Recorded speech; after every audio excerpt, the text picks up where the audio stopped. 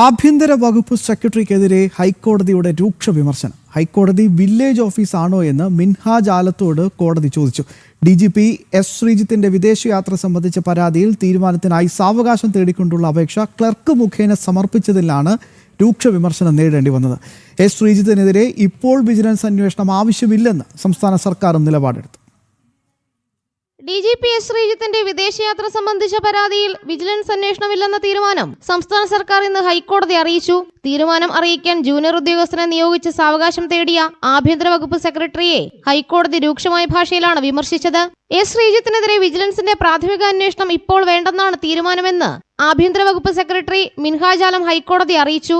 പിന്നെ എപ്പോഴാണ് വിജിലൻസ് അന്വേഷണം എന്നായിരുന്നു മിൻഹാജ് ആലത്തോട് ഹൈക്കോടതിയുടെ ചോദ്യം. എന്തുകൊണ്ടാണ് ഉറച്ച തീരുമാനം ഇല്ലാത്തതെന്നും ഹൈക്കോടതി ചോദ്യമുന്നയിച്ചു.